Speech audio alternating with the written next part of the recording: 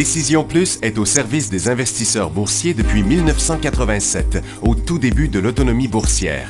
Notre logiciel de graphique Market Vision Plus et notre logiciel de code dynamique Trader Plus en ont fait sa renommée. Nous sommes encore ici parce que nous évoluons sans cesse et que nous servons bien nos clients. Découvrez nos produits et services spécialement conçus pour l'investisseur actif et autonome dans la boutique Décision Plus.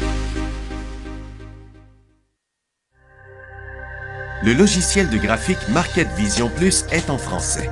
C'est le logiciel le plus utilisé par les investisseurs de chez nous. C'est lui que vous voyez dans le feu de l'action. Trouvez, classez et analysez plus facilement avec cet outil sans pareil pour suivre la bourse et prendre les meilleures décisions.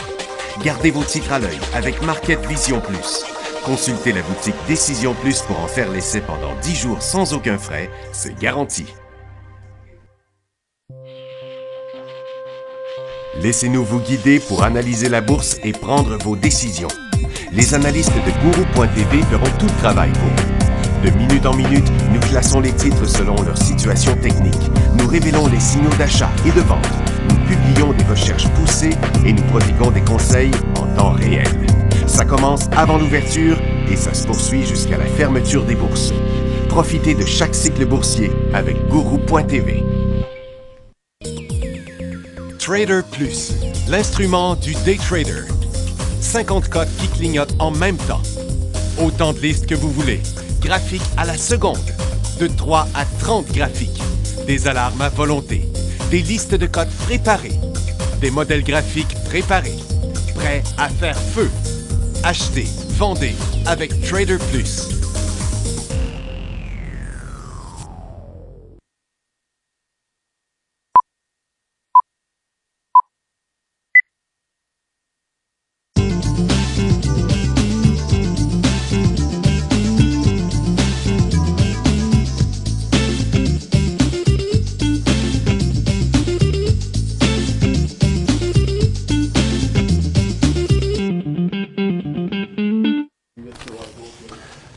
Bonjour tout le monde, bienvenue dans le feu de l'action, mercredi le 20 juillet 2016. Bon, il s'en passe des affaires ce matin. Toutes sortes de choses dans toutes les directions sans qu'on ait vraiment des explications pour ça. La seule chose qu'il y a eu ce matin, c'est les états financiers de Microsoft qui ont été forts, qui ont propulsé le marché de Nasdaq à la hausse. Je trouve que c'est bien peu, mais quoi qu'il en soit, ça a bougé en titi, en tout cas ce matin. Après 10h30, surtout sur les inventaires de pétrole en plus. Tiens, bon, on a le dollar américain qui est légèrement en hausse. On avait le Nikkei qui s'est calmé. On avait le Hang Seng qui a fait un nouveau haut en Chine. Par contre, à Londres, c'est tout à fait ordinaire. On est revenu au haut de la formation neutre. On est toujours dans une formation neutre. C'est du côté de Nasdaq. Nasdaq vient carrément de s'élancer en bull market, là. On a zéro information à part simplement comme je vous disais, les earnings de Microsoft, les profits de 58 à 69 cents, mais 2% d'augmentation des revenus. C'est bizarre, là, ça reste quand même bizarre. Le mouvement technique est là quand même. On va y aller avec le Dow aussi. Pendant un grand bout de temps, ça a été bien tranquille. Puis là, ben, c'est pas la cote du siècle, là, une petite cote, mais c'est quand même un nouveau haut. Puis le volume n'est pas hallucinant, le volume tout à fait normal. Dans une moyenne de 115 millions, on a 40 millions. Le SPY aussi qui est tout juste sur un nouveau haut. Puis le TSX qui était en bonne correction, les titres de ressources se corrigeaient tous ce matin. Puis à cause des inventaires du pétrole, on est remonté dans la formation neutre. Mais là, le gros mouvement, le plus surprenant, c'est celui du marché de Nasdaq qui se comporte comme un signal d'achat là, ce matin. Dans les résultats financiers, regardez, Morgan Stanley, là, qui s'élance lui aussi au-dessus d'une triple résistance. Bon, comment vous expliquez ça? Une banque, tu sais, une banque, là, ça fait pas des... ça vend pas des pilules ça vend pas des pilules qui vendent 10 piastres puis qui coûtent 1 piastre. La Morgan Stanley a parti de 59 cents à 75 cents de profit, mais avec une baisse de 8 des revenus. Quand même. C'est assez bizarre, non? Microsoft, c'est le mouvement de Microsoft. Donc, Microsoft qui est en hausse de 6,6 Abbott Labs, 53 à 55 cents, qui monte aussi. Puis Intuitive Surgical, 4,99 à 5,62. Bon, c'est sur ces 4 résultats-là qui a poussé les marchés, en tout cas ce matin, là. Puis Zamfeng, ils vont congédier 34 de leur main-d'œuvre. Eux autres, ils ont mangé une grosse débarque. BHP Billiton descendait pareil, même s'il avait rapporté une production record en Australie. Prochaine nouvelle, BlackBerry a signé un contrat avec le gouvernement américain. Vous savez, son système de téléphone en temps de crise, là, ATOC, pour 5 ans. Ça n'a pas une grosse influence sur le prix de Bombardier, mais de Valent, c'est-à-dire plutôt de BlackBerry. Et Valent, lui, c'est que la Food and Drug Association leur a donné la permission de prendre un médicament qui était sous injection pour la constipation, mais de le sortir en forme de pilule. C'est tout ce qu'on a dans les nouvelles. Et puis... tiens, regardez comment ça s'est passé. C'est tout un peu bizarre, là, cette affaire-là. C'est une grosse volatilité. Regardez, le gaz, là, on est en forte baisse ce matin. Vers 10 heures, on a connu une remontée de la moitié. Et puis là, on est en train de redescendre. Tout est arrivé, à part que c'était de la correction ce matin, là, tout est arrivé à 10h30 sur USO, à 10h30. Attendez un peu que je me mette sur le 10h30. Là. 10h30, c'est là. Donc, à 10h30, le pétrole, il était là. Il commençait à être volatile. Après ça, il a chuté, puis après, il a remonté. Il n'y a rien à comprendre dans ce mouvement-là. Ça a été un mouvement très soudain qui, dans le fond, ne montre pas grand-chose. C'est juste que ça montrait une baisse à l'ouverture. À l'ouverture, USO, et puis là, les titres pétroliers, c'est sûr, ils ont remonté fortement et ils redescendent rapidement.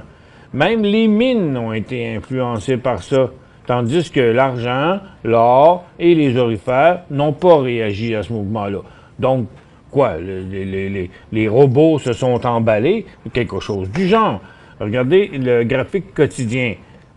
USO, ce matin, est en décrochage en dessous de son support. Maintenant, il est revenu à la hauteur de son support. Le gaz reste en chute en dessous de son support. Puis les titres, eux autres, ben, ils font rien. Finalement, ça glissait puis ils sont revenus. Du côté de l'or, bel et bien une chute en dessous du support. Les titres orifères ont suivi le mouvement. Les mines, elles, se corrigeaient encore ce matin en direction du support, puis là, sont tous rebondis. Difficile de savoir qu'est-ce qui va arriver au résultat de tout ça dans l'après-midi. Il semble que le marché, on n'a aucune idée où s'en aller. C'est un excès de volatilité. Il y a juste Nasdaq qui a vraiment une direction, mais pas les autres marchés. Pourquoi tout ça? On ne se l'explique pas.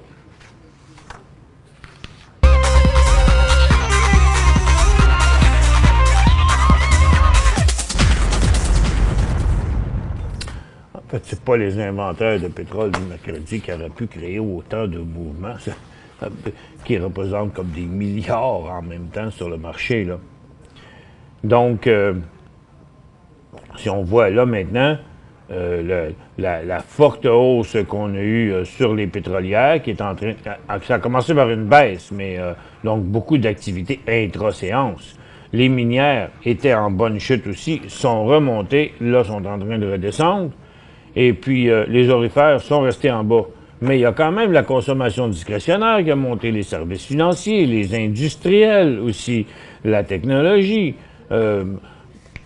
n'y a rien dans les nouvelles qui justifie tout ça. Et tout ça, ça a poussé quand même solidement. On ne peut pas se l'expliquer. Ça a juste été un mouvement intéressant pour les gens qui font du day trading. En attendant, en swing trading, ça n'a pas vraiment changé grand-chose. Comme je disais ce matin, par contre, shorter les titres d'énergie, risquer en titi, parce que même le pétrole puis le gaz qui descendaient, on voyait les titres qui ne voulaient pas descendre. Puis ça non plus, on se l'expliquait pas, mais tout ce que je disais ce matin, c'est que les institutions ne sont pas prêtes à céder leurs titres, à laisser aller leurs titres, comme s'ils ne croyaient pas que le pétrole était pour continuer à la baisse. J'ai reçu quand même pas mal de courriels papier. Je vais alterner entre les deux, ceux qu'on a eu hier sur la tablette et sur le courriel. Ici, j'ai un courriel de Linda qui dit « Acheter 1000 au Cisco à 2,72 ». OSK 2,72.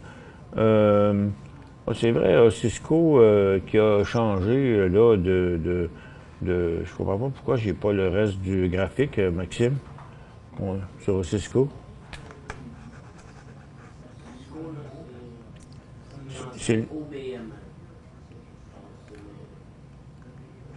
C'est comme un nouveau symbole, celui-là? Ouais. En tout cas, j'ai pas le reste du graphique, c'est plate, il faudrait bien arranger ça. Donc, vous l'avez acheté à 2,72, conserver ou vendre. Si on regarde ça par rapport au secteur aurifère, l'or s'est corrigé dernièrement, les titres aurifères se corrigeaient encore aujourd'hui, la plupart des titres sont partis à la baisse. Et plusieurs ont rejoint déjà un support. Je pense que Cisco est bien dépendant du prix de l'or, étant donné que c'est une mine de low grade. Hein, ça a des coûts d'exploitation et plus hauts. Hein? C'est pas la mine Malartic. C'est quoi ça? C'est comme les anciens, c'est parce que les anciens dirigeants de Cisco qui ont fondé une entreprise quand elle a été achetée. C'est près, là, c'est dans le même coin. Ça n'a pas rapport avec... Ça n'a pas rapport avec la mine de Malartic, OK. C'est des anciens dirigeants de Cisco qui ont créé une nouvelle compagnie? Oui, c'est dans le même coin, par contre, là. Dans le même bout, OK. Je ne sais pas trop. Il faudra peut-être regarder c'est quoi. Mais en tout cas, techniquement, c'est la même chose. Parce que ils se comportent pareil. Même si j'ai juste un cours graphique... au SK, c'est parce qu'on envoie juste un petit bout, mais regarde, ça fait 3-4 jours que ça descend, on est au-dessus du support, il se comporte pareil comme le secteur aurifère aussi. Donc, je pense qu'à très court terme, je pense que devriez les garder. Moi, je pense pas là, que c'est complètement inversé.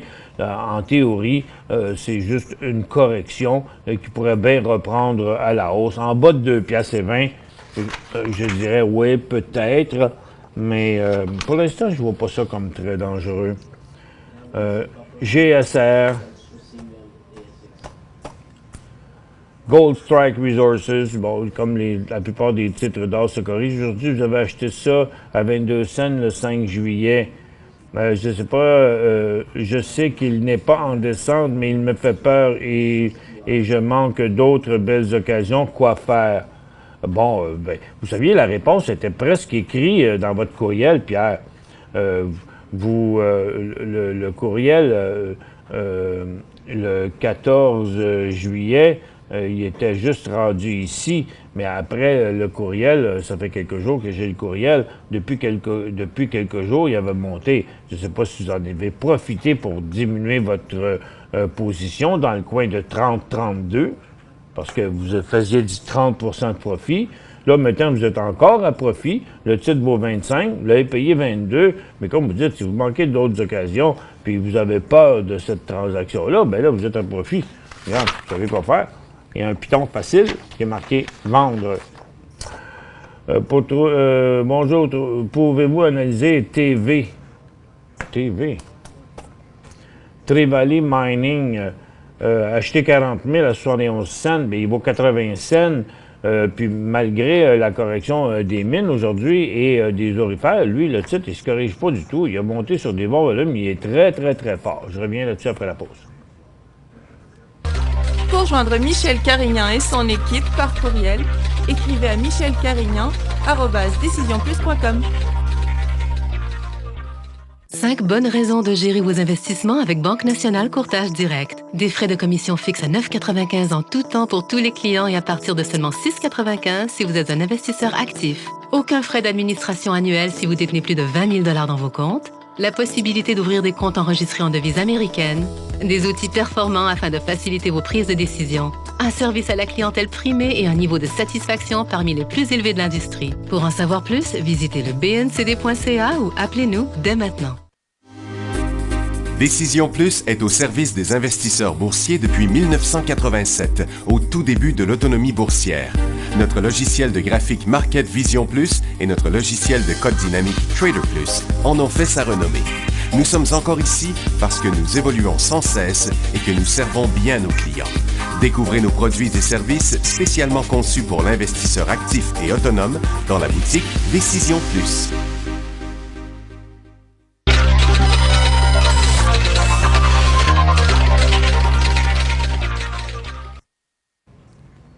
Bon retour, mesdames et messieurs. Ici, on était avec Trevally, 40 000 à 60 TV. Oups, j'ai perdu ma place. OK, là. TV, 40 000 à 71 cents. Là, vous êtes dans le moment à 80 cents. C'est sûr qu'à 82, 71, 82, là, vous faites 10 cents sur 7, sur 71, ça fait plus que 10 dans le moment, vous pourriez là, la réduire. Par contre, votre prix d'achat, il est juste ici, là. OK? Ça, c'est pas très haut. Fait qu'en un rien de temps, ça pourrait revenir à votre prix. Ça fait que je regarde ici en intra-séance où on ne voit pas bien grand-chose. En fait, il n'est pas si actif que ça. On le voit par son graphique, mais sa tendance est super belle. Donc, vous auriez comme deux choix ici, là. Il ne fait pas beaucoup de glitch par en bas, ce stock-là. Vous pourriez mettre un stop-loss de la moitié ou toute la position à 76, mettons, puis prendre une chance qui continue à monter. Vous pourriez aussi en vendre la moitié, ici à 82, puis dire, OK, je mets le reste à un stop-loss à 75. Après ça, ben, il suffirait de le laisser aller pour voir quelle formation il fera, jusqu'où il ira, à quel endroit sera l'inversement de sa tendance. Pour l'instant, ce serait... ça sécuriserait votre position d'en vendre la moitié là et mettre l'autre moitié à vendre à 75 cents. Je détiens dans mon portefeuille 300 MA au US, MA, Mastercard. À 94,91, vaut 92 et quelques, 94 est ici, vous n'êtes pas loin de votre prix payé. Par contre, la tendance, bon, s'il rejoint sa ligne de tendance, vous allez finir en profit. Pour l'instant, il est en train de remonter, très difficile à interpréter parce que il a fait comme un V-shape ici, là. La tendance étant comme ça, là, c'est très, très, très imprécis. Mais il ne monte pas sur des gros volumes, hein, il monte sur des très, très faibles volumes. En tout cas, et puis vous dites 120 V. V, c'est Visa. OK. Donc, Visa, lui... Visa fait à peu près pareil. Hein? Ils ont le même comportement tous les deux, mais il est beaucoup plus haut. À 73. Donc, vous êtes à profit sur V. Donc, vous dites, devrais-je en détenir un sur les deux, étant donné le même secteur? Ben, un sur les deux, c'est que 120, c'est 420. Que ce soit deux ou que ce soit un, la question Et est-ce que vous en avez trop de 420 dans ces cartes de crédit-là? Tu sais? Et non pas que c'est un ou l'autre. C'est pas grave que vous n'avez un dans l'autre. Si les deux sont une position correcte, si les deux font que vous êtes vous avez trop d'argent de votre portefeuille dedans, à ce moment-là, oui, je vous dirais d'en avoir un des deux. Le fait d'en avoir deux, ça n'augmente pas votre risque. C'est plutôt la quantité, dépendamment de votre portefeuille. Personnellement, je trouve que Visa vaut beaucoup mieux. Et si vous voulez en conserver un qu'un, je garderai Visa. Je détiens 133 HD aussi, ça c'est le marché canadien. Non. HD. Ça doit être américain, ça aussi. HD. Ah oui, Home Depot. Qui va bien, Home Depot, depuis une secousse, qui se tient complètement à son top. Vous n'avez pas le choix d'être à profit là-dedans. 118,49, il vaut 135. Regardez, vous pourriez le garder tout simplement. Hop, puis le payer. Et en intra-séance, on verrait que l'inversement de la tendance, ici, serait 135,50. Donc, encore là, je laisserai aller ça, je mettrai un stop à 135. Et puis, vous avez 111 Starbucks à 59,49. Il vaut 57 et quelques. Lui, ce serait plus un vrai stop-loss, là.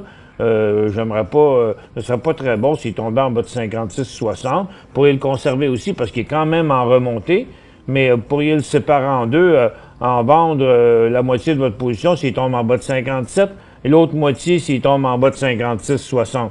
Parce que vous avez des positions quand même qui vont assez bien de l'autre bord. Faudrait pas laisser ça désagréger de l'autre côté. Bon, midi, j'aimerais savoir si HVU peut descendre à zéro. Ben, tout est possible, ce serait surprenant. Que faire avec... ben, il faudrait que les marchés soient bien forts. Que faire avec Stornoway, achat 1,4, attendre signal à 1,8? Ben, il est quand même beau encore, Stornoway, là. Il a continué encore à monter aujourd'hui. Il vaut 1,18, là. Bon, là, pour l'instant, vous pourriez diminuer votre position, prendre un profit. Là, il est très, très beau. Il continue à monter sur des gros volumes.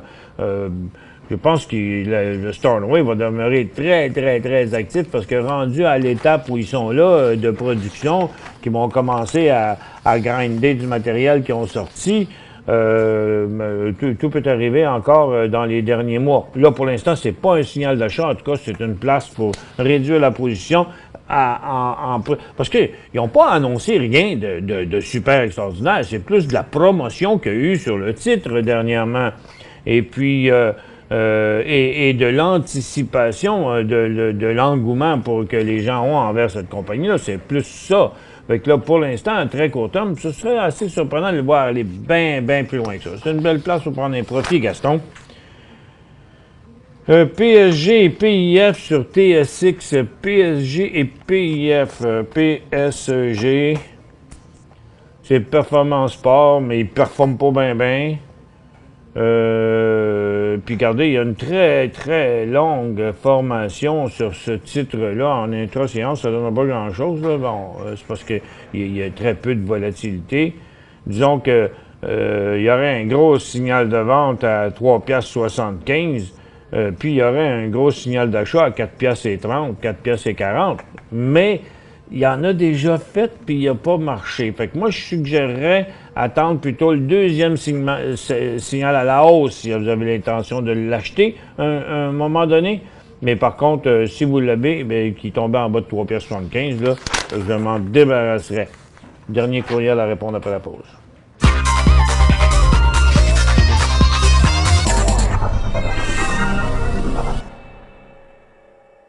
5 bonnes raisons de gérer vos investissements avec Banque Nationale Courtage Direct. Des frais de commission fixes à 9,95 en tout temps pour tous les clients et à partir de seulement 6,95 si vous êtes un investisseur actif. Aucun frais d'administration annuel si vous détenez plus de 20 000 $ dans vos comptes. La possibilité d'ouvrir des comptes enregistrés en devise américaine. Des outils performants afin de faciliter vos prises de décision. Un service à la clientèle primé et un niveau de satisfaction parmi les plus élevés de l'industrie. Pour en savoir plus, visitez le bncd.ca ou appelez-nous dès maintenant. Laissez-nous vous guider pour analyser la bourse et prendre vos décisions. Les analystes de Guru.tv feront tout le travail pour vous. De minute en minute, nous classons les titres selon leur situation technique. Nous révélons les signaux d'achat et de vente. Nous publions des recherches poussées et nous prodiguons des conseils en temps réel. Ça commence avant l'ouverture et ça se poursuit jusqu'à la fermeture des bourses. Profitez de chaque cycle boursier avec Guru.tv.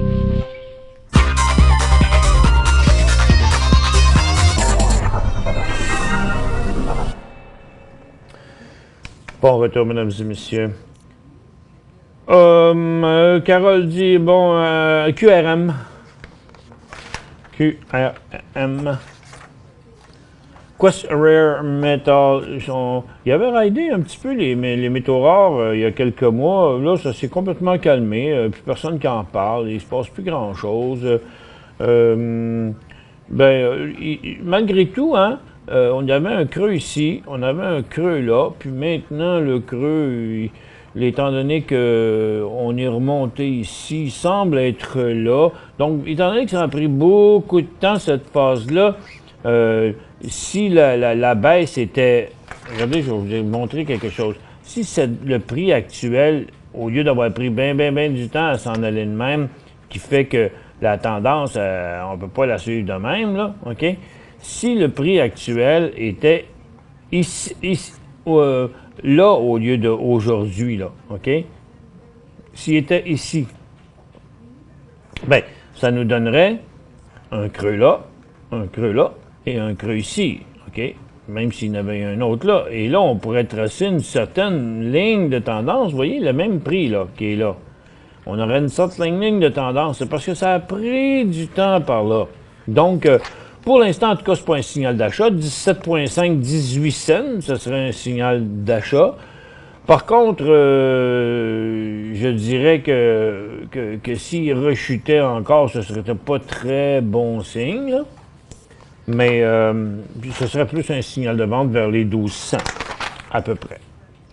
Et puis, pour revenir à Stornoway Diamond, il y avait une nouvelle vendredi, mais la nouvelle disait que là, il commençait l'étape de la production. Donc, ça fait longtemps qu'ils creusent pour sortir du minerai, mais ils l'ont pas, c'est pas le mot raffiné, là, mais ils l'ont pas grindé, ils ont pas tout cassé la roche. Là. Le diamant à cet endroit-là, c'est des cheminées de Camberlet. C'est un métal quand même assez dur. Une roche assez dure, puis le minerai, il est mêlé là-dedans. Donc là, ils ont des piles de minerai, puis là, ils vont cruncher ça pour voir, ils sont où, les diamants là-dedans. Vous savez, j'ai bien confiance, d'ailleurs, à ce projet-là, mais on ne sait pas encore. Mais c'est pour ça que, là, il y a de l'anticipation là-dedans, de gens qui disent, oh, OK, ils vont commencer à grinder la roche, donc quand ils vont trouver des cailloux, des cailloux, des diamants, oups, là, tout le monde s'attend à ce que ça va partir en feu. Bon, c'est un peu je dirais, de l'anticipation. Mais à très court terme, je ne sais pas s'il va arriver de quoi dans les prochains jours, là. Donc, je pense que s'il a été capable de se tenir longtemps ici, il va être capable de se tenir longtemps encore à la prochaine fois, parce que c'est pas parce qu'il n'en trouverait pas dans les premiers jours que le stock tomberait de moitié, tu comprenez? Donc, ça va toffer.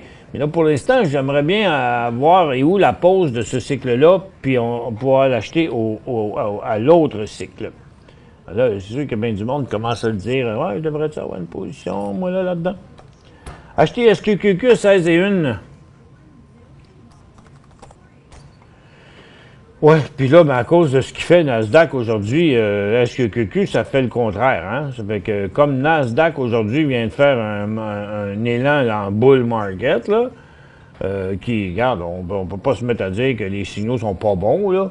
Le volume est pas très fort sur Nasdaq, donc il est pas très fort sur lui non plus à la baisse, mais ça reste un signal de vente pareil, hein? 15,62, là. Parce que vous l'avez acheté en vue d'une correction sur Nasdaq, mais correction qui n'est jamais arrivée. Donc là, vous avez quelque chose plus le Nasdaq monte, puis plus votre SQQQ descend.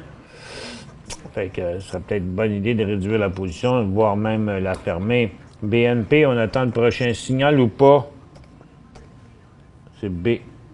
TNP, Bonavista Petroleum. Ben, le prochain signal, on est à la porte. OK? Prochain signal sur BMP, 3,90$ à la hausse. J'ai vu Mastercard, devrait le vendre. J'ai vu le même secteur. Ça, c'est le même courriel papier qu'on a eu tantôt. Gaston NMX, achat ou vente. Bon, il branle un peu. NMX, hop, c'est arrivé, il est en arrêt de transaction. Changé de symbole, il est rendu. Ah, OK. Il est rendu sur Toronto. Il a lâché Nasdaq. Donc, on va. Y est-tu NMX? Oh, il est arrangé. OK. Donc là, il regarde pas bien. Il fait des signaux de vente, là.